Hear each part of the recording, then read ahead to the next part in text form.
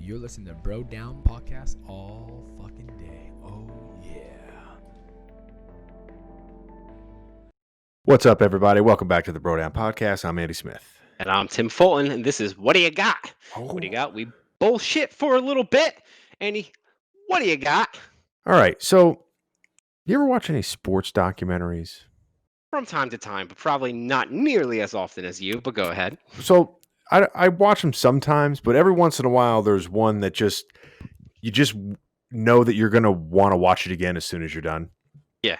And they came out with this one that I didn't watch when it first came out. I was kind of waiting to see how it was going to be. It's about Michael Jordan. It's called The Last Dance. I heard about this.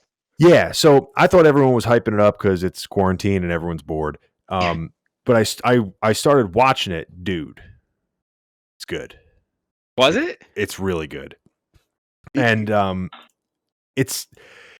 always been kind of fascinated with Michael Jordan because I used to play basketball. It's like the one sport that I played like the longest, and you forget like how he was, the Muhammad Ali, the Mike Tyson of basketball, right? Yeah. But the crazy thing to me with him is that he's always talked about with like this mystique of like he's had like a different mindset than everybody else. And it's not even like some people are like, oh, that's not true. Like everyone, even people that hate him are just like, yeah, he's different. Which is crazy in a sport where there's so many legends and it's been around for so long, to have almost everybody pretty much agree. Like the top three players that everyone always talks about now is LeBron, Kobe, rest in peace, and MJ. Kobe. But even then, they still all are like, yeah, but Michael. That is incredible when you think about it, because you're right. There have been so many top tier guys that it's like, but he is the standalone. Yeah. He's the fucking GOAT. It's funny. I actually saw a documentary on him. They came out with one. This wasn't the first one. They came out with Oh, there's one been a on him bunch. Yeah. years ago. But they took it in like a super weird direction. He had to face like a whole bunch of aliens in some game, and like he won and saved the day, and then he went back to playing baseball. Oh yeah, you're talking about Space Jam, bro. Best movie of all fucking time. Anyway, back to real shit. So crazy shit here, right? So why, like, I'm not a huge basketball fan, right? I know the major players over the years, and I couldn't tell you who was a better at what position than another guy. But the one thing that's different about him, when you hear him talk and when you hear other people talk about him training, is that all he cared about was winning. Like, when you came to practice, you had to show up. Like, he didn't give a shit what you needed to do as long as it made you better. That's all he cared about, which makes it fascinating because he'd have like fist fights with teammates, but then like immediately be like, oh no, it's like apologize to him, be totally cool, and just be like, listen, if you come to play and I respect you because but they called him a tyrant because of how he was in practice and on the court. And there's so many stories where like people would talk shit to him and he would always have like an insane game after that, or like during the game. And Larry Bird said some shit. Larry Bird, one of the greatest dudes of all time. He's like, when you were playing against Mike, you weren't sure if you were playing against Mike or if you're playing against God disguised as Mike. Like, he sounds like one of those people who would have been a pain in the ass in high school, but like once you got to that pro level, that's what's needed, man. That's what takes your team to like the next fucking level. Especially if you can hype up the rest of your team and make them all better. Just through like fucking drilling them. Well, they were saying like the amount of games that he willed into victory, and like when he got to the Bulls, they sucked, like they weren't good, and he was like, oh no, and he was the thing that allowed him to have that mentality and to get the respect out of it was that he also had the talent and the work ethic to go with it. So it's almost like he never was asking people to do shit that he wasn't already doing or wasn't willing to do. And it's also crazy that he won 3 in a row, 91, 92, 93, then took off and went and played baseball, and then was like, oh yeah, let me come back halfway through the 94 season or 96 season and almost win. Like they went to the finals or the semifinals and then win 3 more in a row. But that is nuts. That's like a different level of talent when you really think about it. Yeah. Dude, And sorry, go ahead. No. How funny would it be if they did remake Space Jams, but instead of like it being like the fun camping movie it is now, he just talks to them like the actual Looney Tunes, like he talked to his actual teammates. Like he just berates them. Just beat this shit. They are remaking that with LeBron. Are they really? Yeah. I'm pretty sure down. they're remaking it. But what's crazy too is that arguably he retired in the peak of his, like, obviously, like, they were kind of getting older, but again, they won the championship the last year that he played for the Bulls. Yeah. So it was arguably like he retired from that team and that whole thing at the peak. Like he could have went for number 7, but they, like, due to all these inside politics, you got to watch the whole documentary for that. But they basically broke up the team, traded people and shit.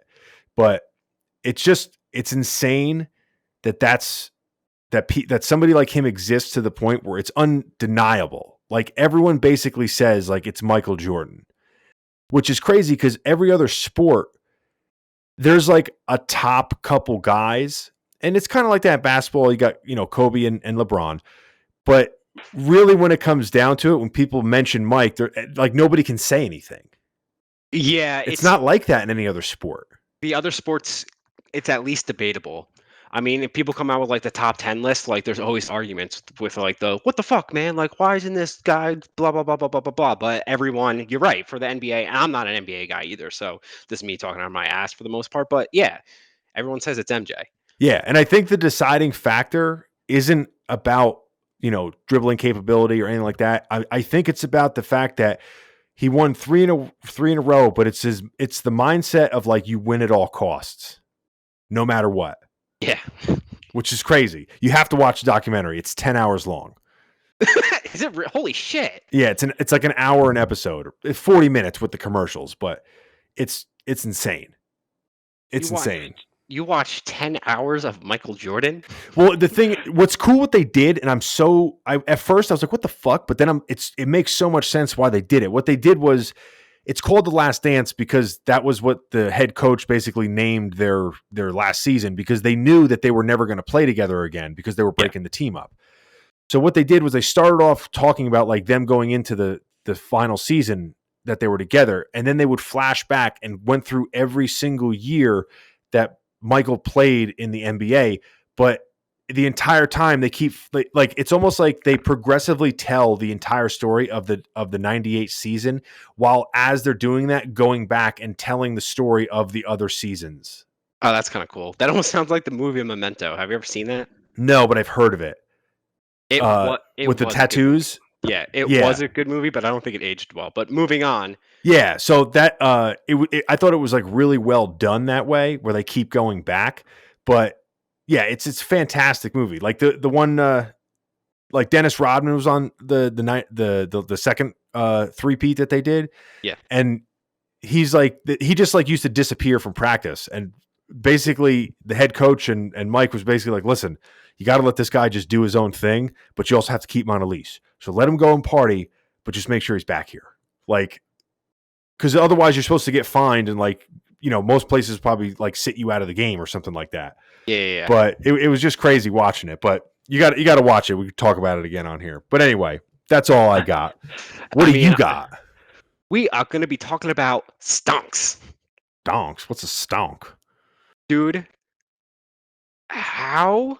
And I'm going to ask this very specifically. I want someone to give me the goddamn answer. Okay. And I know you're not going to have it. No offense. How does the stock market work? Well, it's very simple, Tim. Nobody knows. Nope.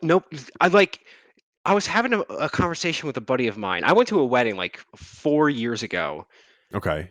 Became friends with the bride's younger brother. He was like a 21-year-old dude at the time. We still text, but we just text about like stocks and shit. Okay. And I had this revelation the other day. Like, I get the principle. Company does bad, stocks go down. Company does well, stock goes up. But like, everything is happening instantaneously. I just like imagine that there's a room with a guy in it and he's going $5, $4.99, $4.98, $4.99, and like people are just writing it down as fast as they fucking can. Like I just don't get it. I don't Yeah. understand how it actually works. I don't. Go ahead. It bothers me. That's it. It just bothers me. Yeah, I don't know how they update it so quickly with everything, but Yeah. what it like it's almost as if think of like a video game. This is how I try to like make it make sense in my head. If you're like in a video game where you have a reputation bar, Yeah. and like say you have like 100 friends that are your friends, and like one of them robs a bank, it's almost like guilty by association. So your reputation goes down because somebody you're associated with had a bad day. It doesn't have to necessarily be you.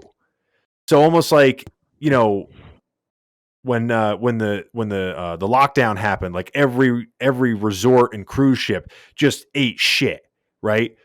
It's like it's nothing to do with the cruise ships, but nobody's allowed to travel, and everything that had to do with travel goes down. But I don't understand how they compute it so fast. That's what I don't get either. Who is making those? Like, I feel like it has to be a decision, but it can't be because it happens too quickly. So if it's Yeah. not a decision, that means it's formulaic. And if it's a formula, you should be able to figure it out, right? But going back to like you just talked about all the cruise line ships, right? Yeah. I saw this funny thing online. It was some guy saying it was just some guy saying like there's been no news from cruise lines other than they're going to stay out of business for an additional month. And it shows the stock skyrocketing. Yeah. It makes no sense. No sense. It bothers me. It Well, truly fucking bothers me. I think what that is any It's new my monkey brain. I need to make sense of it and I can't, and it's driving me absolutely up the wall. it's like weed stocks, like last 2 years ago or whatever. One of the guys, I think it was a representative of California or one of the vice presidents, somebody came out and basically said when the weed stocks were really high, he was like, "Oh, we're doing everything we can to make sure marijuana stays illegal in the remaining states," or something like that, and it just plummeted. Yeah, yeah. Like something as simple as somebody coming out and just saying some shit that might not be true could make you lose thousands of dollars. Dude, I'll tell you a quick story, and then that'll be it. Okay. So AMD is the Yep. competitor for Intel, right? Yep. A buddy of mine, Mike, I'm gonna have to add him at this because he's going to enjoy this. He showed me this thing where historically AMD is also like the chip that has been historically used in all gaming devices. Yes. So when PlayStation 1 and Xbox came out, the stock went from like $4 to like $40, and then it dropped back down within a year span. Yeah. Then PlayStation 2 came out and Xbox 2 came out, or whatever it was, 360. And it was announced that it would be for those. And it went back up to $40 and then it went down. And he messaged me. He's like, hey, listen, it's a $4 stock. I'm just letting you know. It's rumored that the next gens are going to have AMD again. And I was like, oh shit. Okay. All right. Yeah. So I bought into it. I literally physically with my own money, I bought into it. Sure enough, it was announced. It was going to be for the Wii or whatever. It was going to be for Xbox One or PlayStation 3. It was for all of that generation. And then someone in Goldman Sachs came out and said, yeah, but that doesn't matter. So the stock went down. It went from like $4 to $3. So I lost I was playing with chump change because I was a broke 22-year-old at the time or however old I was. And now nothing really has happened. I guess all their shit is so much better, but I sold out of it and now it's at like $56 or something like that. Yeah, see, that's some shady shit because somebody from Intel might have told him to go do that. Yeah, I know. That's where it gets like weird. It gets real weird. But that's the thing, right? Like everyone, like when a stock gets hot, everyone buys into it, and then the smart people kind of guess when it's going to level out, and they start selling, and then all the people that bought into it, not knowing anything about it, they just read an article, start panicking, and then they start selling, and then it goes back down. Yeah, we're acting like we know what the fuck we're talking about. Do you hear the? No, we don't. I have like a third grader's understanding. I think there was an episode of like Family Matters, and I'm basing this all off of that. Full House. It was Full House. She played the stock market, and all the adults ended up losing money for some reason. So, did you hear about the thing with 50 Cent once? No. He almost got arrested for it. Oh. He literally went on Twitter and was like, "Yo, everyone should buy this stock," or something like that, and they did, and it went way up, and he sold all of his, and then it went back down, and that's like hugely illegal. You can't do that. That's like manipulating the stock market or something like that. So he Yeah, I like guess if you own stock in it or somebody that you know has a vested interest, you're not allowed to do that. yeah, you're not allowed to do that type of shit. He literally almost went to prison for that. Like it was a big deal. He almost pulled him. It's fucking so stupid, dude. So stupid. The stock market is fucking stupid. It's the worst game ever made. All right, that sums it up for me. All right. That's it for me too. You want to talk us out? You got it, dude. All right, guys, let us know what you thought about these topics in the comments down below. How stupid is the stunk market? Stonks. Also, let us know if MJ truly is the greatest NBA player of all time. Don't forget to like and subscribe. Last but not least, don't forget to go to brodownpro.com. Get all of your cool Bro Down Pro gear. We are not a publicly traded company, so you can't buy our stock. So you may as well buy some of our shirts. And that about sums us up. We'll catch you guys next time. You're listening to Bro Down Podcast all